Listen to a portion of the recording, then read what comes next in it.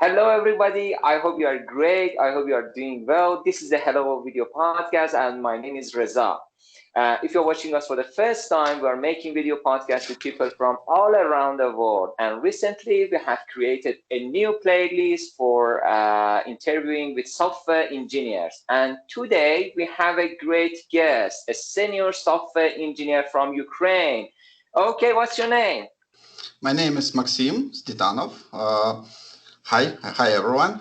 I'm working as contractor for AMD as C++ software developer, and mainly I'm working for graphical uh, for graphics and for physical-based graphics to be more clear. Interesting.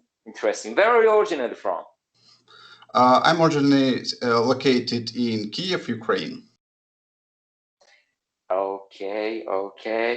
Tell us more about yourself, your career, those kind of stuff. Okay, I started my career a long time ago as a web developer. So my first job was to develop just small web-based applications. Then I switched to mainly a C++ developer. My second work was for Frankfurt Airport to develop some kind of communication application. Then I worked along for Samsung for as OpenGL developer and developed a lot of different graphical application. Then I worked for a long time for WebOS for LG, and then I'm working as a graphical developer for AMD. Very interesting. You're an experienced C++ software engineer, and you know that there is a dogma which every software engineer think C++ is a kind of archaic programming language. You know what I mean? What's your idea about that? What's your idea about C++? C++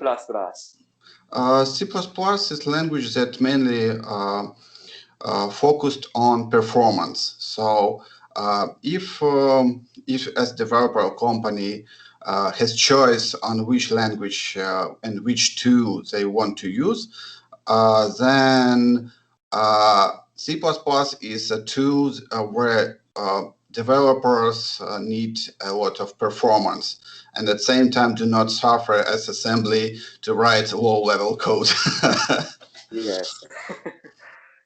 Very interesting. And you mean that dogma was completely false. C++ is not an archaic language, and I'm sure there are a lot of new features for C++,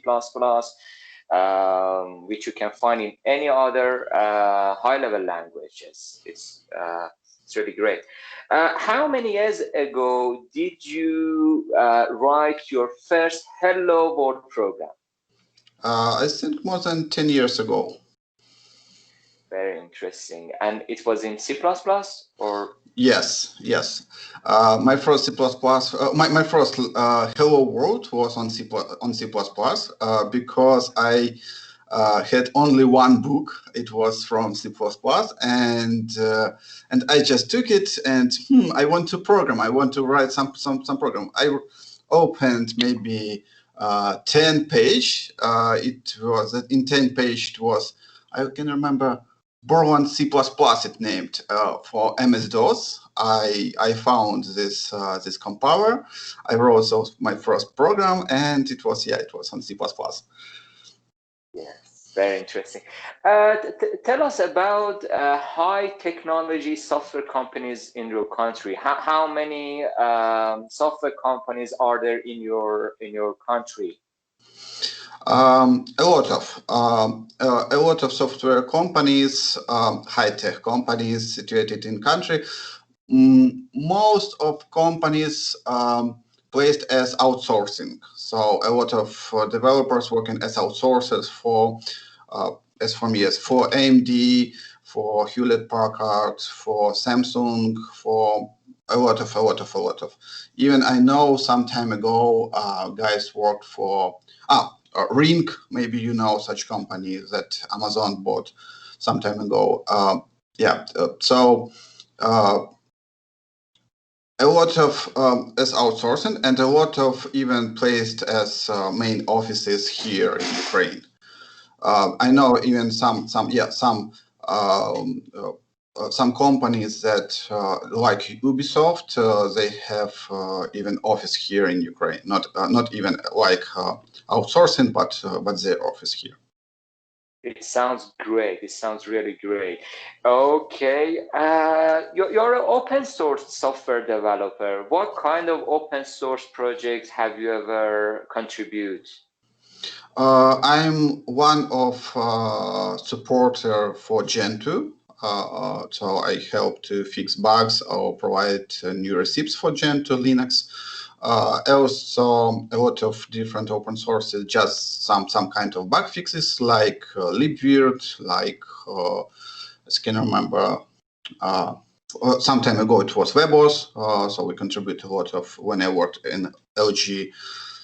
Contribute a lot of for WebOS like databases, like some fixes to, as I can remember, Yocto, such project that was connected with a build system, and some small minor fixes to open source. So my politic, such if I see some bug or issue or I want to improve some open source software, just do it, send bug fix or send some update to GitHub or whatever, and wait for upstream while they review it. Very interesting. Okay, let's get into graphic programming. You're an experienced graphic programmers. Tell us about new technology libraries in graphic programming, or maybe in OpenGL and those kind of stuff. Currently, I'm working for AMD for Radeon Pro-render technology. It is ray tracing technology like NVIDIA ray tracing, but AMD have for a long time the same technology, but it was mainly suited as and built around OpenGL. Currently, AMD switched a lot to hardware ray tracing, and maybe the latest release for video cards with hardware ray tracing. So AMD put a lot of to work with hardware ray tracing and to provide end users very good results for rendering in different software. I'm working with and this new technology gives a lot of great things to 3D artists and to gamers. Very interesting. I really like graphic programming. I just had a little experience in graphic programming and with shader programming. I mean GLSL language. It was I think it was a kind of new concept. It's not like imperative language like C++. I remember when you write a code in GLSL. Am I right? I pronounced it correctly? Yeah, right. It somehow run parallel. Am I right? Yes, right. So GLSL programming and overall OpenCL and OpenGL and Vulkan programming, it is all about parallel programming. So uh, even big tasks and big things are computed in parallel. And algorithms that's written in GLCell or OpenCell or OpenGL, they are parallel, and it gives and hardware that build video cards or even some compute units, they build in such way that they execute one program, but for a lot of data. I mean, it's connected with OpenGL and OpenCell. Yes, very interesting. And also, I had a kind of interesting question about graphic programming as always, and it was how graphic developers test drive their code, because I'm very in test-driven development. In my career, we have to always write every kind of test cases, like unit test cases, integration test cases, acceptance test cases. And also, I thought maybe it's impossible to write test cases for GPU codes, for graphic codes. Am I right? No, not exactly. For GLSL, it is possible to write tests in some kind of form. Sometimes these tests are uh, what is test exactly? What is unit tests? When you have something for input, you have some magic, and you Yes. expect to get something at output. And unit test for GLSL code, it is very similar to this paradigm. So you have some input data. It may be just array with numbers, I would say. You have GLSL command, GLSL program. You feed this GLSL program, it executes on somehow executes on GPU, and it produces some kind of output in GPU memory. So you took the program that tested unit test, took these results and compare with what you expect to have. Yes, sometimes it's very hard to do. Sometimes you even don't know what you expect, but it's possible for unit tests, and for at big projects I saw such unit testing. Yes, very interesting. Okay. I read in your LinkedIn page you were working on WebOS. What is that? What is the WebOS? WebOS, it is operation system that currently works at LG TVs and at some LG embedded systems. So it's based on Linux. So it has custom Linux kernel with all drivers for embedded system and all software that produce services. GUI and all internal Yeah. systems. What kind of application it was made for? I was working for a WebOS database that was named DB8. It Oh, yeah. is so I'm not as graphical developer, but as database developer. I was working for that. Yes. Very interesting. Okay. Let me just look at my notes. Okay, let's talk about C++ and libraries. What is your super favorite C++ libraries and tools? Uh, I mostly like Boost library, C++ Boost, because it provides a lot of very good written and set of libraries that sometimes are missed in STL. So if I feel like, oh, I need some kind of sync, or I need something in STL, then I always can find it in Boost.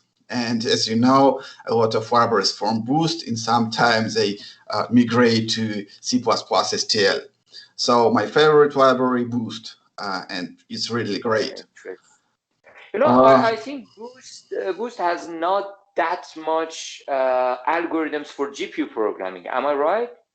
yes, you're right. So they miss everything that connected with GPU, but they have a lot of things that I miss not as GPU programmer. Even for example, some time ago we missed a lot of things to easy, for example, check file or even some file system operations. So before, I can remember C++ 14. Yeah, it was not in STL, it was in Boost, and a lot of Yeah, other examples very. like parallel programming. Currently, it's Boost. Currently, again, it has in Boost. Some algorithms, for example, algorithm for KD3, again, it has in Boost and not in STL. And if I need something from it, then again, just connect Boost and use it. For as a graphical developers, I mainly use libraries that are provided by AMD. So we have a lot of internal libraries for linear algebra, for GPU itself.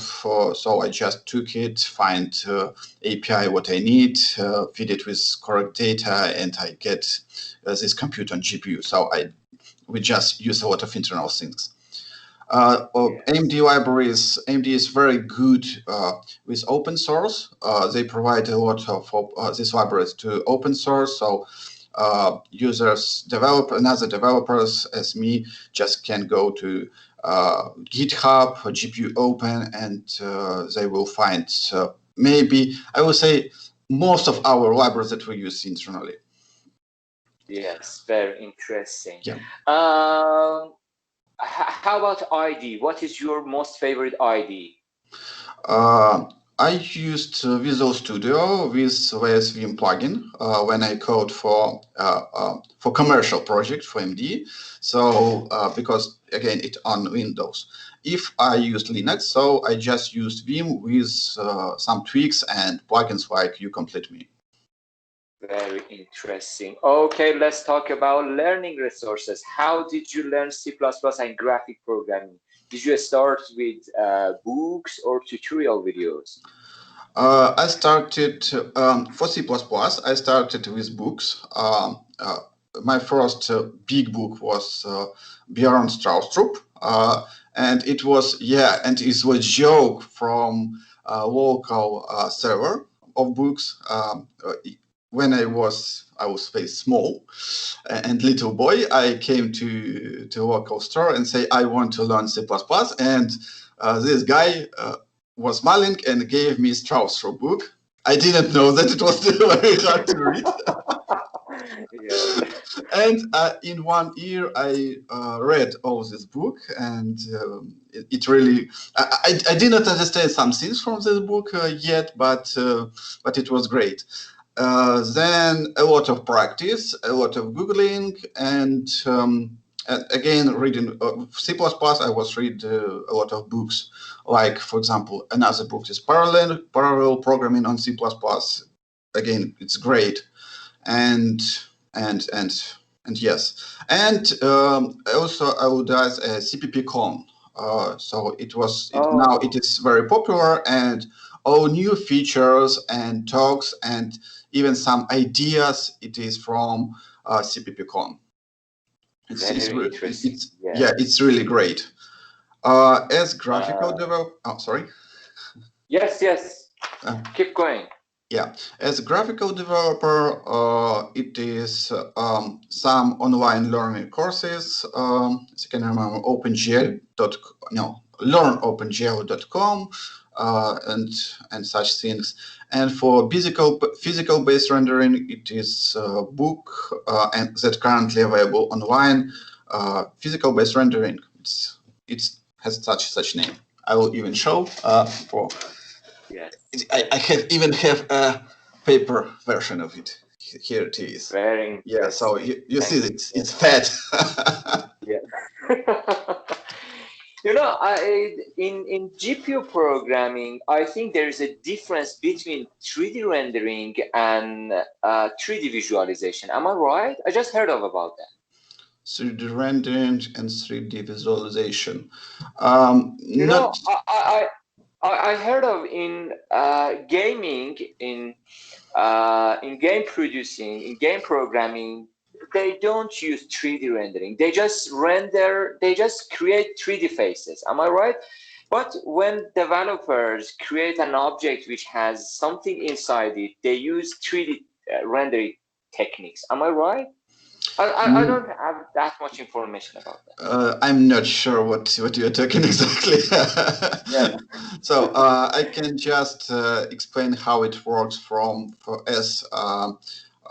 game developing from game development perspective. So when some game or even not game, sometimes even for example plugin or whatever.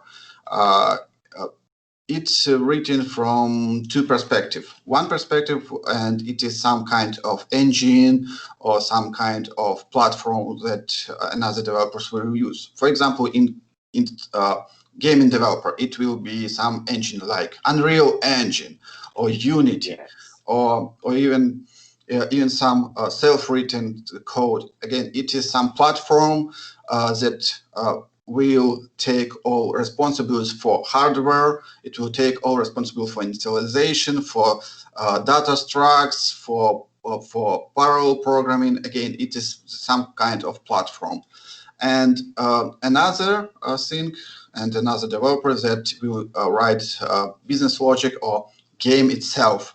So they will take some kind of platform and they will write code and produce some logic for actors, for game objects and other things. So in yes, with Yeah. PBR, with what I'm doing, I'm integrating physical-based renders. So AMD have such platform, and I take all libraries, all everything that I need, and integrate in some CAD systems or help with Blender or whatever. Just take it, glue it all together, and provide some results. Very interesting. Thank you so much. Okay, I don't want to hold you anymore. And the final question, tell us about average salaries of software engineers in your country. It very depends from position and from what you're doing. So for junior developer, again, all the salaries can is public. So I will say for most people, we have in Ukraine local site like Do.ua, as I can remember, and Do it's possible to see salary for technology, what developer use, how many experience this developer has, how many years in such technology, and it's possible to see, I would say, online salary for such average salary for such a developer. And again for Java developers, for C++ developers, for Python, and for different experience domain, it may be very, very different. So I would say the start salary for junior will start maybe for 50 bucks USD dollar. But again, it's very, very different for different projects and for different. I And for really know how it feels. yeah, and for senior developer, again, depends from company, from responsibilities, from experience, from domain, from some company. For what company, different company may have different salary. It's very, very various. So again, Yes. Oh, if someone plan to relocate to Ukraine, for example, and want to see what salary and what cost of living, again, it's available online. Just go to do.com.ua or just Google, and you will in first link. It's possible to find everything developer need. yes. Very interesting. Thank you so much. That was a really, really great conversation. It was really nice to meet you. Thanks you so much. Thank you. It is great to talk to you with you and with again. Hello to everyone who are watching now. Thank you so much. It's really nice of you to say that. Okay, and we are coming to the end of the podcast. Thank you so much and have a nice day. Have a nice day. Bye bye. Bye bye.